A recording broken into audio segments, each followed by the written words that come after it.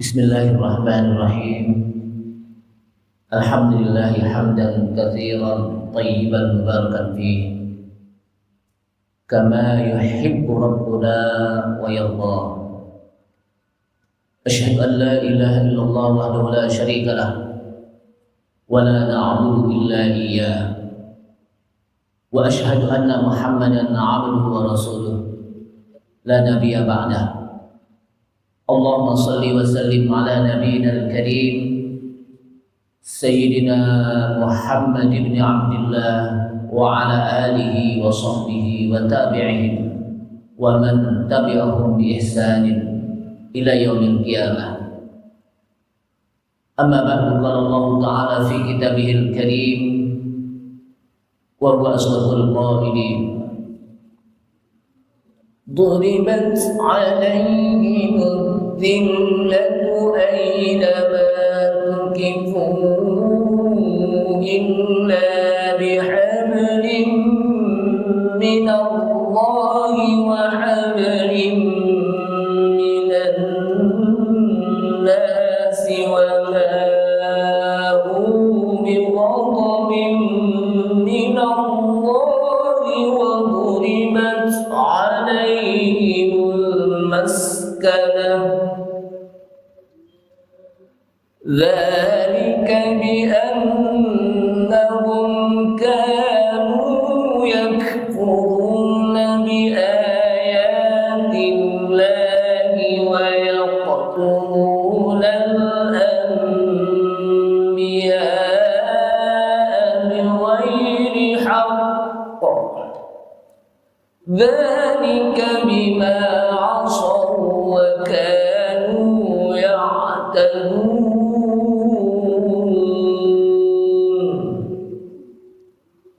وقال Rasulullah sallallahu alaihi wasallam, al-muslim ahul muslim. Sadaqallah wa sadaqa rasuluhun nabiyul habibul karim. Wa nahnu ala dzalika minasyahidin wasyakirin walhamdulillahirabbil alamin. Subhanaka la ilma lana illa ma 'allamtana. Subhanaka la ilma lana illa ma 'allamtana innaka antal alimul hakim. Rabbi zidni ilma warzuqni fahma wala haula wala quwwata illa billahil aliyyil azim. Ma'asyiral muslimin wal muslimat, ibu bapak hadirin hadirat sekalian, jamaah Masjid Baitus Salam Bilimun yang mudah-mudahan dirahmati Allah Subhanahu wa taala. Wabil khusus yang sama-sama kita hormati segenap yayasan yang dipimpin oleh Bapak Yan Helmi, begitu juga para DKM atau para pengurus DKM yang dipimpin oleh Bapak Hafifi, ibu-ibu hadirat sekalian, bapak sekalian, yang mudah-mudahan kita senantiasa mendapatkan limpahan rahmat dan maghfirah dari Allah Subhanahu wa taala. Kita awali dengan memanjatkan puji syukur kita kepada Allah Subhanahu wa taala yang telah begitu banyak memberikan nikmat-nikmatnya kepada kita sekalian. Baik nikmat yang kita minta maupun nikmat yang tidak pernah kita minta. Dan Allah Subhanahu wa taala menyebutkan wa atakum min kulli ma sa'altumuhu wa in ta'uddu ni'matallahi la tuhsuha. Dan dialah Allah yang telah memberikan kepada kalian nikmat. Dan jika kita hitung nikmat satu persatu, niscaya kita tidak akan mampu untuk menghitungnya. Namun di antara nikmat yang begitu banyak, maka nikmat iman dan Islamlah yang merupakan nikmat yang utama dalam kehidupan kita. Karena dengan nikmat iman Islam pula lah maka nanti di akhirat kita akan dimasukkan ke dalam surga Allah Subhanahu wa taala. Dan dengan nikmat iman dan Islam pula mudah-mudahan nanti di akhirat kita diselamatkan oleh Allah Subhanahu wa taala dari api nerakanya. Salawat serta salam tak lupa kita sampaikan kepada Nabi kita Nabi Muhammad sallallahu alaihi wasallam beserta para keluarganya, para sahabatnya, para pengikutnya yang senantiasa istiqamah di dalam menjalankan sunnah-sunnahnya. Tak lupa juga saya berterima kasih kepada akhi fillah, teman saya Al-Ustadz Imam Radiusu yang sudah memberikan kesempatan kepada saya untuk bisa berjumpa kepada bapak-bapak. Jadi dengan wasilah beliau, Ustadz Imam, saya bisa sambil silaturahim kemari, sambil kita berdialog, bermudzakarah. Kalau orang Betawi bilang apa? Mudzakarah, ya. Mungkin ada hal-hal yang perlu disampaikan. Dan kemarin juga beliau hadir dalam rangka untuk pembukaan kasuling. Jadi kami di Kelurahan Malakasari ada yang namanya kasuling, dan kami bersama UBN Ustadz Bakhtiar Nasir ingin menjadikan kampung Malakasari, Kelurahan Malakasari ini sebagai kampung Al-Quran. Dan alhamdulillah kemarin kita sudah melaksanakan haflah khatam Quran di bulan Ramadan. Jadi itu yang keempat. Jadi setiap tahun itu kita sudah melaksanakan, dan itu yang keempat, haflah qiraatil Quran. Dengan kita memberikan dorongan kepada masyarakat untuk kita berikan award bagi mereka yang bisa menghatamkan Al-Quran di bulan Ramadan, maka kita akan berikan award. Ternyata ada orang tua yang bisa menghatamkan sampai 10 kali hatam. Bayangkan 10 kali hatam di bulan Ramadan. Ada juga anak-anak yang sampai 3 kali hatam, itu biasa. Lalu juga kita memberikan award kepada masyarakat siapa yang masjidnya banyak jamaahnya yang menghatamkan Al-Quran. Jadi siapa masjidnya yang paling banyak menghatamkan Al-Quran, itu apa? Kita berikan award. Jadi beberapa hal yang itu, kenapa? Karena ketika kita menjadikan kampung kita sebagai kampung Al-Quran, maka di situ akan turun rahmat dari Allah Subhanahu wa taala. Dengan sebab apa? Al-Quran. Yang kedua, ada juga sebetulnya bukan wacana, tapi memang sudah ada, ya, masjid menjadi ramah anak. Jadi masjid ramah anak. Jadi jangan sampai masjid, kalau dulu kan kita kalau waktu zaman masih kecil, kalau ada anak-anak yang nakal di masjid kita omelin, kadang-kadang kita kita jewen dan sebagainya. Itu zaman dulu, sehingga anak-anak itu kapok. Ketika disuruh oleh orang tuanya, yuk kita ke masjid, enggak kan diomelin di sono. Yuk kita ke masjid, enggak kan saya dijewer lagi. Ini kita memberikan masjid sebagai ramah anak, sehingga ada tempat untuk anak-anak di masjid. Sehingga ketika kita beribadah, kita sholat, kita berzikir, kita duduk mengaji, maka anak-anak itu tidak mengganggu kita. Kenapa? Karena ada khusus untuk mereka. Yang ketiga, kita punya yang namanya masjid tanggap bencana. Sebetulnya kita tidak ingin bencana itu datang, tapi yang namanya bencana, musibah, kita nggak tahu kan datang kapan. Tapi masjid harus punya siap. Sehingga ada masjid yang namanya tanggap bencana, ya. Sehingga ketika orang terkena bencana, apakah kebanjiran, macam-macam, mereka mengungsi di masjid. Nah, ketika mereka mengungsi di masjid, itu tidak mengganggu masjid dalam beribadah. Jadi kita sholat tidak terganggu dengan adanya orang-orang yang mengungsi di masjid. Ya. Itu yang disebut dengan apa? Masjid tanggap bencana. Sehingga masjid itu sudah siap untuk memberikan bantuan kepada mereka. Untuk memberikan makan, memberikan pakaian, itu masjid. Sehingga masjid itu menjadi sebuah tempat di mana masyarakat membutuhkan masjid. Jadi masyarakat membutuhkan masjid. Bukan masjid membutuhkan masyarakat, tapi apa? Masyarakat membutuhkan apa? Masjid. Selama ini kan kadang-kadang kita masjid membutuhkan masyarakat. Sehingga kita mengumumkan, mari kita hadirkan, mari kita hadir ke masjid.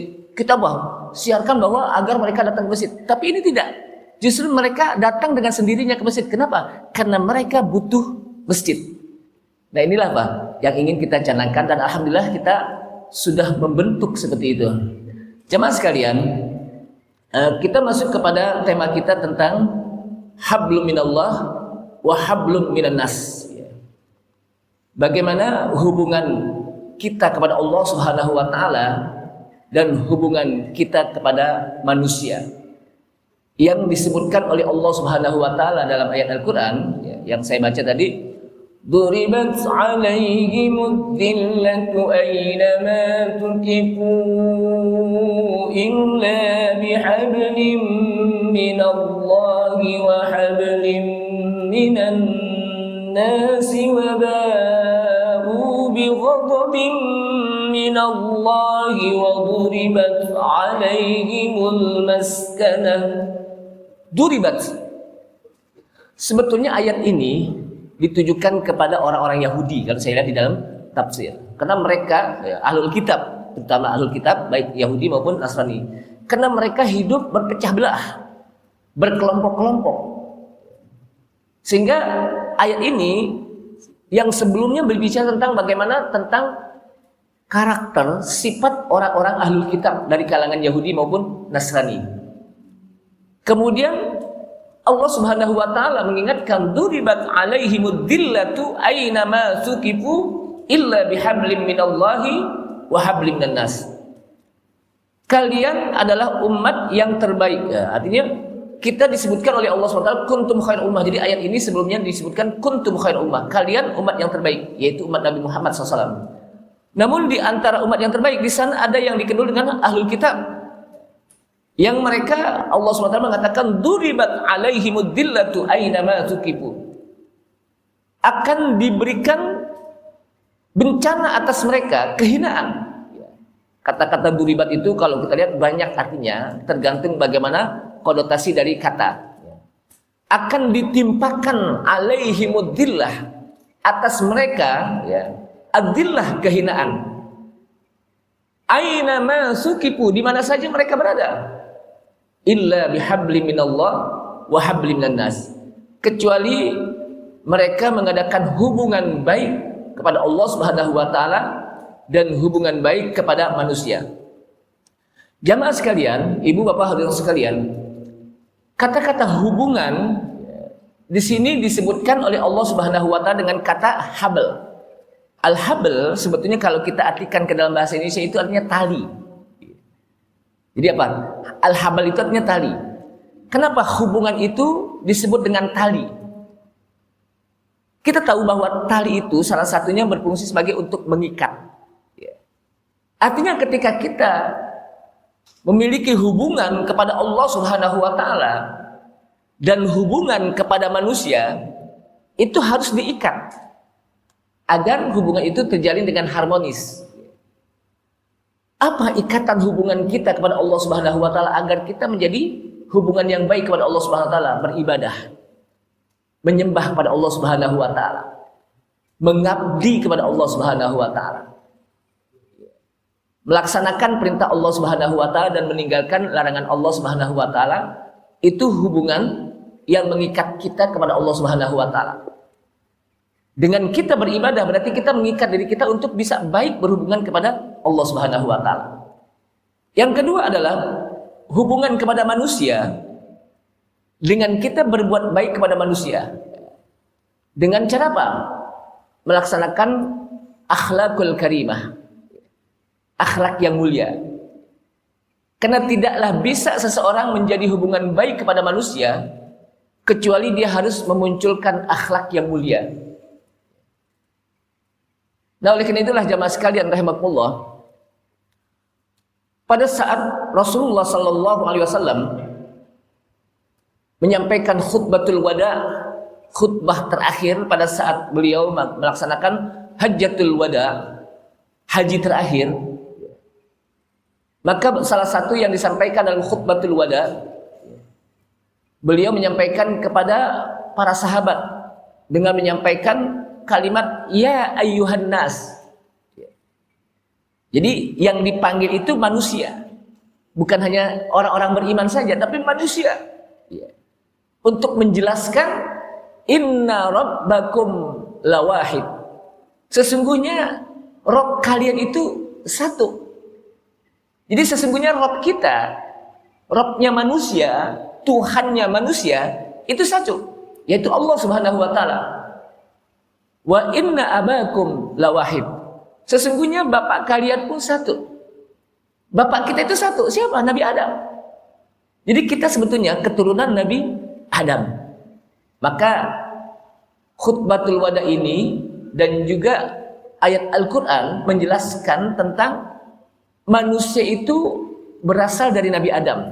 Jadi ayat ini dan apa yang disampaikan oleh Rasulullah SAW dalam khutbatul wada itu menjelaskan bahwa untuk mematahkan teori Darwin yang mengatakan bahwa manusia itu dari kera. Itu kan teori Darwin ya. Tapi saya yakin nggak ada yang mau ya mengatakan bahwa kita keturunan kera. Ada nggak yang mau? Saya aja nggak mau, Pak. Mau ngapain? Ya. Karena kita keturunan apa? Manusia dari Adam, dari Nabi Adam alaihissalam. Jadi Nabi Adam itu bapak kita. Maka kata Rasulullah, Inna abakum lawahid. Sesungguhnya bapak kalian itu satu. Wa inna Adam min turab. Dan sesungguhnya Nabi Adam itu dari abu, dari tanah. Jadi kita diciptakan oleh Allah Subhanahu wa taala pada awalnya dari tanah.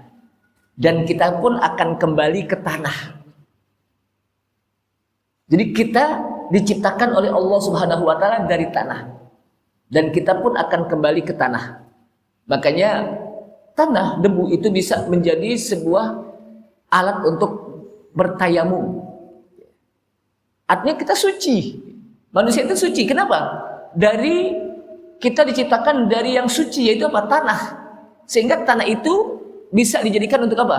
Bertayamum.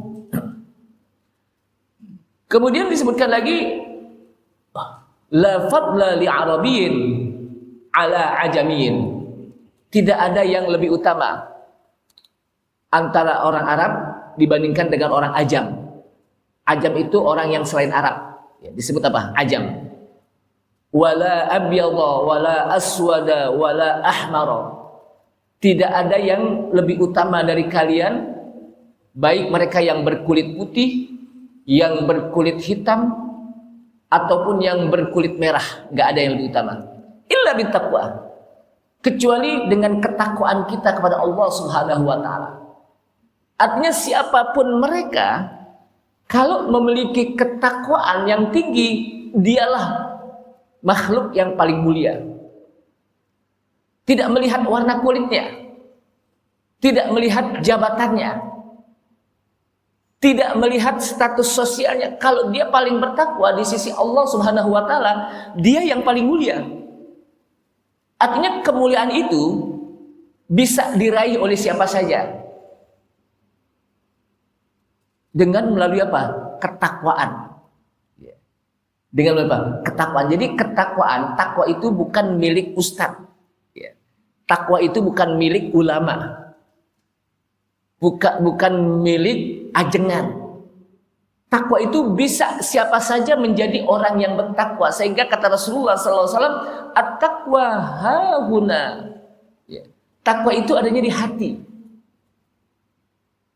Dan kita di bulan Ramadan dibentuk di bulan Ramadan itu agar kita menjadi orang-orang yang bertakwa. La'allakum tattaqun. Ya ayyuhalladzina amanu kutiba alaikumus siyamu kama kutiba alal ladzina min qablikum la'allakum tattaqun.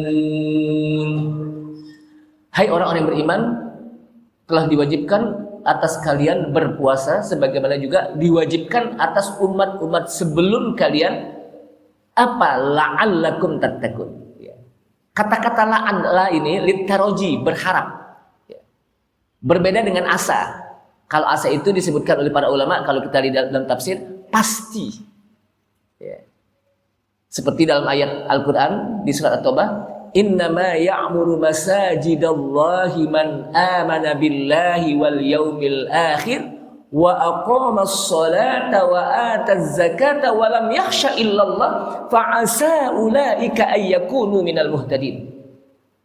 Innama ya'muru masajidallah. Sesungguhnya yang mau memakmurkan masjid adalah mereka yang man amana billahi wal yaumil akhir, yang beriman kepada Allah dan hari akhir. Kemudian wa aqamas shalah. Kemudian mereka mau mendirikan salat. Wa ataz zakah, dan mereka juga mau mengeluarkan zakat. Walam yakhsha illallah, dan tidaklah mereka takut kecuali hanya kepada Allah. Maka kalau mereka penuhi ini, fa'asa ulaika ayyakunu minal muhtadin. Pasti mereka akan mendapatkan petunjuk. Maka beruntung bagi mereka-mereka yang mau memakmurkan masjid. Memakmurkan masjid itu kan ada 3. Yang pertama dari sisi imarah. Ada yang diroyah. Ada yang riayah. Memakmurkan masjid dari sisi imarah. Masjid diisi melaksanakan sholat berjamaah 5 waktu. Masjid diisi dengan kajian-kajian, baik kajian akidah, fikih, hadis, tafsir. Dimakmurkan. Yang kedua, masjid dimakmurkan melalui diroyah. Ada manajemennya. Ada manajemennya, ada aturannya, ada tata tertibnya. Siapa yang menjadi ketua, siapa yang menjadi sekretaris, siapa yang menjadi bendahara, siapa yang menjadi divisi ibadah, bab ibadah dan pendidikan, itu diroyah. Ada lagi riayah, membangun bagaimana masjid itu ada bangunannya, sehingga orang yang sholat nggak kebocoran, bersih. Kamar mandinya juga bersih, toiletnya bersih. Jadi satu saja yang kurang dari 3 hal, maka akan terjadi ketimpangan. Dibangun masjid. Dibangun apa? Masjid sebagai riayah. Tapi nggak ada imarahnya, nggak ada isinya. Cuma dibangun doang. Atau nggak ada juga manajemennya, diroyahnya. Nggak jalan. Atau ada manajemennya.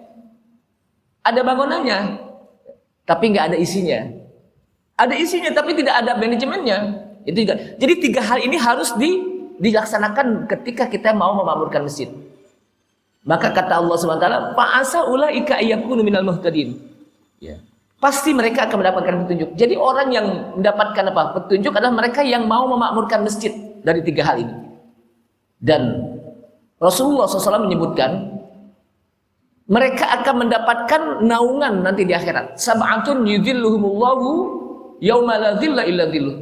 Ada 7 orang yang akan mendapatkan naungan, akan mendapatkan perlindungan dari Allah SWT di akhirat saat dimana tidak ada perlindungan. Saat itu siapa mereka? Rajulun qalbuhu mu'allakun fil masjid. Seseorang yang hatinya senantiasa terpaut di masjid. Ini siapa saja bisa mendapatkan naungan kalau hatinya terpaut di masjid. Jamaah sekalian, kita kembali kepada pokok kita bahwa la'allakum tattaqun, agar kita menjadi orang yang bertakwa. Kata-kata la'alla itu litaraji, berharap dengan puasa kita. Dan kata Rasulullah, at-taqwa hahuna, takwa itu adanya di hati. Sehingga orang tidak bisa melihat tanda-tanda orang bertakwa itu dengan, wah ini orang bertakwa ini, kenapa? Gamisnya lebar. Atau ini orang bertakwa, kenapa? Kemana-mana pakai peci haji terus gitu. Tidak itu. Tapi bagaimana yang dilihat akhlaknya. Maka jamaah sekalian rahimakumullah, Islam mengajarkan kepada kita agar hendaknya terjadi keseimbangan bagaimana hubungan kita kepada Allah Subhanahu wa taala dengan hubungan kita kepada manusia. Itu tidak bisa dilepas. Kenapa? Karena disebutkan dalam hadis di mana manusia yang terbaik adalah mereka yang bercampur baur dengan manusia. Kemudian dia mendapatkan gangguan dari manusia, tapi dia sabar. Ketimbang manusia yang tidak pernah bercampur gaul dengan manusia dan dia tidak sabar dalam kehidupan. Artinya apa?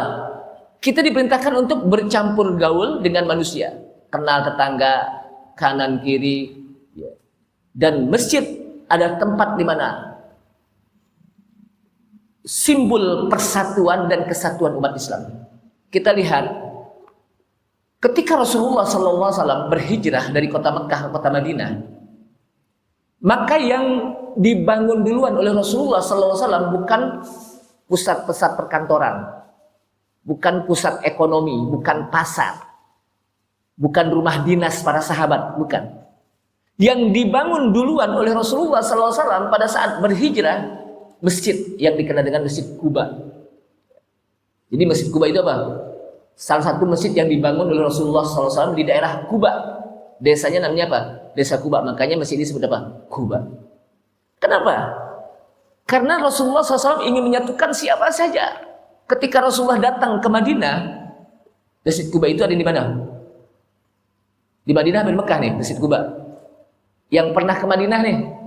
Ya. Jadi ketika datang siapapun ke Madinah, maka di situ terjadi konflik antar suku. Ya. Ada suku Uwais, ada suku Quraisyah, macam-macam. Ya. Khazraj. Ya. Maka Rasulullah satukan di dalam masjid. Ya. Maka kalau sudah masuk ke masjid, disatukan dengan isyarat ketika kita sholat. Kita menyembah Allah Subhanahu wa taala kepada Allah yang wahid, yang esa. Berkiblat kepada kiblat Ka'bah Baitullah. Ketika kita sholat dengan membaca bahasa yang sama, dari mulai takbir sampai salam semuanya sama. Walaupun dia orang Sunda, tetap takbirnya Allahu Akbar. Walaupun dia orang Betawi, saya orang Betawi nih, saya orang Otista Pak ya. Asli saya itu apa? Otista, Gang Yahya. Dekat apa? Kebon Nanas gitu. Jadi walaupun dia orang Betawi, nggak bisa dia Allah gede banget, nggak boleh. Tetap dia mengatakan Allahu Akbar. Orang Padang tetap nggak bisa dia mengatakan Allah nan gadang, nggak boleh. Disatukan dengan bahasa yang satu, gerakan yang satu, dimulai dari angkat tangan, takbir Allahu Akbar, imam sujud, imam ruku, imam salam, pemimpin yang satu. Nggak boleh dia ketika ada sholat berjamaah dia bikin lagi di belakang, nggak boleh. Harus ikut jamaah saat itu dengan gerakan yang satu. Artinya apa? Ini sudah mengisyaratkan kepada kita agar umat Islam bersatu. Ini kan kadang-kadang fenomena yang terjadi cuman gara-gara madhab, kayaknya udah musuhan gitu. Wah, dia lain tuh. Kenapa? Dia nggak pakai kunut, kita kan pakai kunut. Nah, itu nggak boleh. Oh, dia lain, kenapa? Ajannya 2 kali, kita kan sekali, umpamanya. Oh, dia lain tuh, kenapa? Tasahudnya tangannya digerak-gerakin. Kalau kita kan enggak, cuma nunjuk doang. Itu sudah dibahas, ya, sudah dijawab oleh ulama-ulama madhab, baik al-Imam Syafi'i rahimahullah, Imam Ahmad bin Hanbal rahimahullah, Imam Malik bin Anas rahimahullah, Imam Abu Hanifah rahimahullah. Itu sudah dijawab, kita tinggal enak. Kita tinggal telan aja bagaimana apa yang disampaikan oleh pendapat-pendapat mereka. Jadi jangan sampai dengan sebab beda madhab, beda warna politik, dia kan orang merah, saya kan putih, dia kan orang kuning. Itu jangan, udah ketinggalan. Jadi kita jangan melihat perbedaan-perbedaannya itu. Jadi lihatlah kesamaan kita. Apa kesamaan kita? Bertuhan kepada Allah yang esa, berkiblat kepada kiblat yang satu, berkitab Al-Quran dengan kitab yang satu, yaitu Al-Quranul Karim, bernabi dengan Nabi Muhammad sallallahu alaihi wasallam. Jadi jangan sampai dengan perbedaan itu seakan-akan menjadi sebuah musuh. Padahal kita umat Islam dibutuhkan untuk bersatu. Kita kan diperintahkan untuk bersatu. Kita sholat, ya. Sholat itu mengisyaratkan kita bersatu. Ketika kita keluar dari sholat kita masing-masing, yang satu konflik karena gara-gara paham, yang satu begini, yang satu begini, gara-gara warna lainnya lain, gara-gara macam-macam. Ya. Itu udah ketinggalan zaman. Itu udah ketinggalan zaman. Padahal ulama-ulama kita itu sudah menjawab bagaimana Imam Syafi'i, Imam Malik berbeda tapi tetap mereka menjadi guru dan murid. Bayangkan, Imam Malik itu gurunya Al-Imam Syafi'i rahimahullah. Jadi Imam Malik itu gurunya Imam Syafi'i rahimahullah. Berbeda dalam pendapat tapi Imam Syafi'i tetap menghormati Imam Malik sebagai gurunya. Dan Imam Malik juga mengakui bahwa Imam Syafi'i sebagai muridnya. Ini kita ngaji enggak, duduk kajian enggak, ketika terjadi perbedaan paling kencang suara kita. Ketika ditanya, ente dari siapa pendapat ini? Ya aneh sih, baru katanya doang.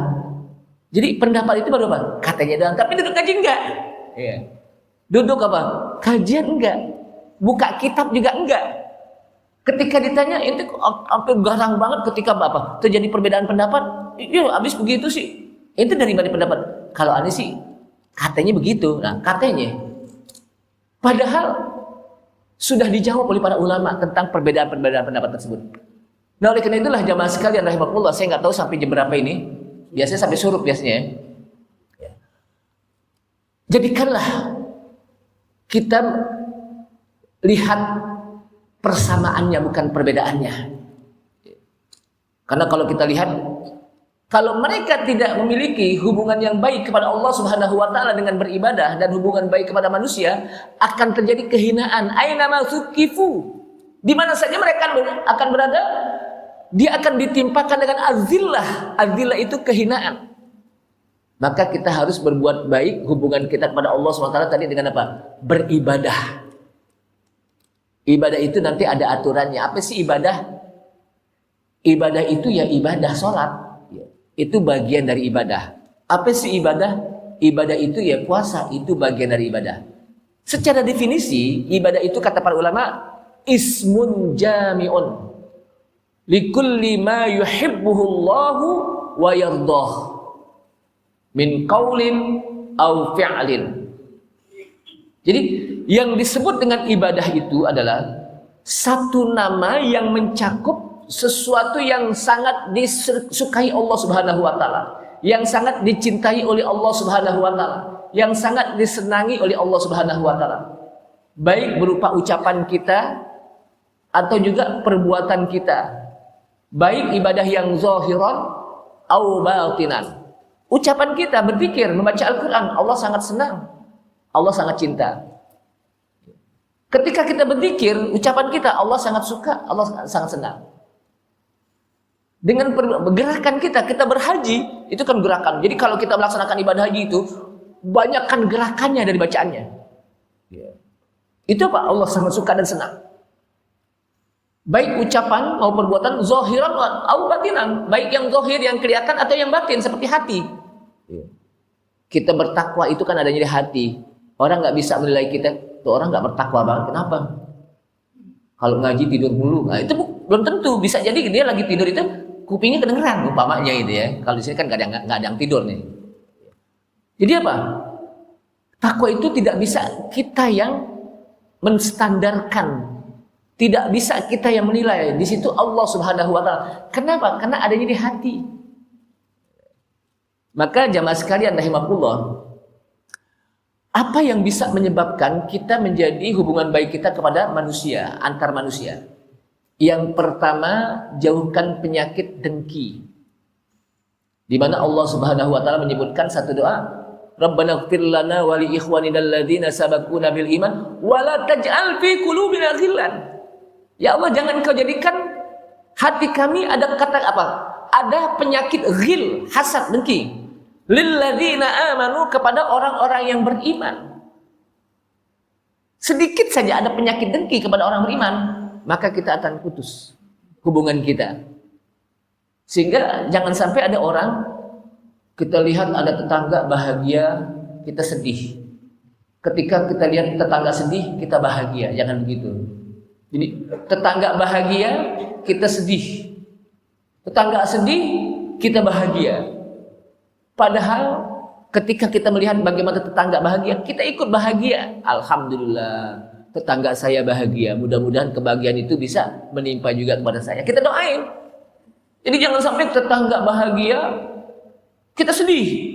Tapi ketika tetangga sedih, kita bahagia. Alhamdulillah, syukurin dulu. Nah itu akan menjadikan perpecahan di antara umat. Sehingga jauhkan penyakit dengki. Kenapa orang bisa benci kepada orang lain? Ada beberapa penelitian, kenapa orang bisa benci kepada orang lain. Pertama, bisa jadi orang lain itu bisa melakukan sesuatu yang kita nggak mampu. Dia bisa melakukan sesuatu nih, bisa melaksanakan tugas. Tapi kita tidak mampu, sehingga itu membuat iri hati kita. Orang kok bisa, gue enggak. Padahal mestinya enggak begitu. Kemampuan dia itu menyempurnakan kemampuan kita. Sehingga dengan dia mampu untuk melakukan sesuatu, kita bisa belajar dari dia, bukan kita benci. Itu yang pertama. Yang kedua, seseorang itu bisa dibenci karena ada informasi dari orang lain yang kita nggak klarifikasi. Umpamanya ada orang, si Anu begitu, iya. Padahal apa yang disampaikan itu salah. Padahal orang ini benar. Tapi karena kita salah informasi, maka kita akan membenci orang tersebut. Kenapa? Salah informasi tentang orang tersebut. Itu yang pertama. Yang kedua, hendaknya kita saling mencintai. Kata Rasulullah SAW, tahabu, dari kata-kata hibah, saling kunjung untuk memberikan hadiah. Tahabu akan memberikan kasih sayang, saling mencintai. Kita ini disatukan dengan iman. Kalau kita lihat di dalam surat Al-Hujurat, innamal mu'minuna apa disebutkan? Ikhwatun. Innamal mu'minuna ikhwatun fa aslihu baina akhawaykum. Innamal mu'minun, sesungguhnya orang-orang mukmin itu ikhwah, bersaudara. Bayangkan, innamal mu'minuna ikhwah, sesungguhnya orang-orang mukmin itu bersaudara. Jadi kita itu disebut bersaudara. Dalam ayat bahasa Arab, kakak adik, saudara kandung itu disebut akhun, saudara kandung. Tapi di sini Allah Subhanahu wa taala menyebutkan innamal mu'minuna ikhwah. Sesungguhnya orang-orang mukmin itu ikhwah, bersaudara. Ikhwah itu jamak dari akhun. Karena akhun itu bisa jamaknya ikhwatun, bisa jamaknya ikhwanun. Jadi kalau kita belajar bahasa Arab, akhun itu bisa jamaknya ikhwan, bisa jamaknya ikhwatun. Bersaudara kita. Kita bersaudara diikat dengan tali apa? Dengan tali iman. Kenapa? Karena persaudaraan dengan tali iman bukan hanya persaudaraan di dunia, tapi juga nanti akan membawa persaudaraan nanti di akhirat. Jadi persaudaraan di akhirat. Jadi persaudaraan iman itu persaudaraan yang abadi, yang bukan hanya di dunia tapi di akhirat.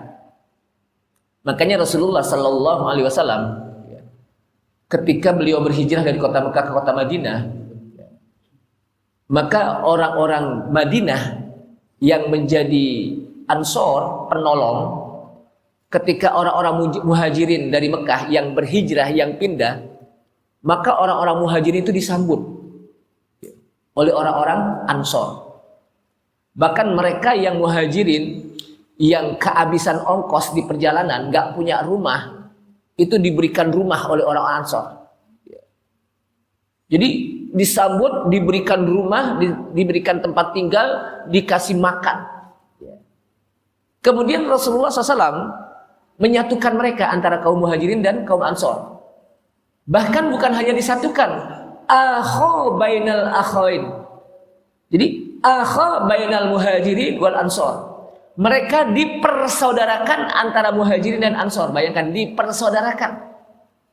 Jadi bukan hanya disatukan, tapi dipersaudarakan. Itu lebih tinggi. Kita kan kalau ame saudara berantem kan malu.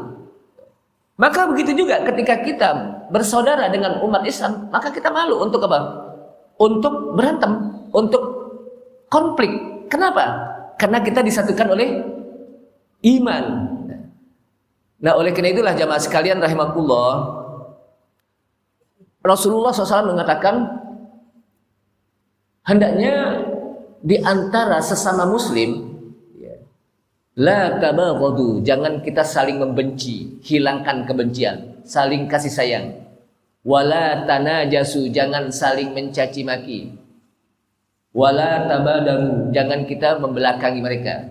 Wa kunu ibadallahi ikhwana, jadikanlah kita sebagai hamba-hamba Allah yang ikhwana, yang saling bersaudara. Jadi wa kunu ibadallahi ikhwana, jadikanlah kita saling bersaudara. Dan di dalam surat Al-Hujurat itu disebutkan, ya ayyuhan nasu inna khalaqnakum min dzakarin wa untha waja'alnakum syu'uban wa qabaila lita'arafu inna akramakum 'indallahi atqakum. Apa kata Allah SWT? Ya ayuhan nas, hai segenap manusia. Lagi-lagi Allah Subhanahu wa taala menyuruh kepada ayuhan nas, manusia, bukan ya ayyuhalladzina amanu, tapi ayuhan nas. Apa kata Allah SWT? Inna khalaqnakum, sesungguhnya kami ciptakan kalian min dzakarin wa untha. Ada yang laki-laki dan ada yang perempuan. Berarti Allah SWT jadikan kita cuma dua jenis gender. Apa itu? Laki dan perempuan. Kalau ada yang tengah-tengah berarti penyimpangan. Dia sih bukan laki, dia bukan perempuan, penyimpangan. Kenapa? Karena Allah SWT ciptakan apa? Min dzakarin wa untha. Kemudian wa ja'alnakum syu'uban wa qabaila, dan kami jadikan kalian bersuku-suku dan berbangsa-bangsa. Kita ciptakan itu suku dengan berbeda-beda. Dengan bahasa yang berbeda suku, dengan tradisi yang berbeda. Makanya kalau kita cari halal bihalal, itu di negara Arab nggak ada. Istilah halal bihalal cuma apa? Ada di Indonesia. Ya. Kenapa disebut halal bihalal? Ya, agar saling menghalalkan. Kenapa? Karena bisa jadi kita punya salah, tolong dihalalkan, dimaafkan. Dia juga punya apa? Salah, kita maafkan. Maka halal bihalal, halalin ya, gitu. Maksud kita apa? Maafkan kita, gitu. Makanya disebut apa? Itu istilahnya cuma ada di Indonesia. Ya. Padahal kalau kita lihat dalam hadis tidak ada al halalu bil halal yang betul, halal bihalal. Ya. Tapi memang Indonesia itu unik. Kenapa? Paling banyak sukunya, paling banyak tradisinya, paling banyak bahasanya itu Indonesia itu. Tapi kata Allah SWT, dari semua suku yang begitu banyak dengan bahasa yang berbeda, maka lita'arafu, untuk saling kenal mengenal. Jadi dengan banyaknya suku, bangsa, bukan saling membenci, bukan saling membenci, mencaci, bukan saling menjadi musuh, bukan, tapi justru kita lita'arafu, agar saling mengenal. Maka kata para ulama, kalau kita saling mengenal, bagaimana bisa kenal bangsa orang lain kalau kita tidak tahu bahasanya? Makanya berarti kalau gitu belajar bahasa asing itu juga menjadi perintah. Kenapa? Bagaimana kita bisa saling kenal mengenal dengan orang-orang Inggris atau orang Belanda kalau kita tidak mampu bahasanya dia? Nah, untuk bisa saling kenal mengenal harus belajar bahasa dia. Dia juga begitu, harus. Jadi belajar bahasa juga diperintahkan. Kenapa? Lita'arafu, agar saling kita kenal mengenal. Tapi ingat kata Allah SWT, inna akramakum 'indallahi atqakum. Tidak ada yang lebih utama dari mereka, bangsa mana saja. Tidak ada yang disebut dengan super power, tidak ada yang disebut dengan bangsa yang hina, kecuali mereka. Inna akramakum 'indallahi atqakum. Yang paling mulia di antara kalian, kata Allah SWT, adalah yang paling bertakwa. Dan kita bisa menjadi orang yang paling mulia kalau kita menjadi orang yang paling bertakwa. Kayaknya sudah surut nih. Udah belum nih? Mudah-mudahan apa yang saya sampaikan bermanfaat. Assalamualaikum warahmatullahi wabarakatuh.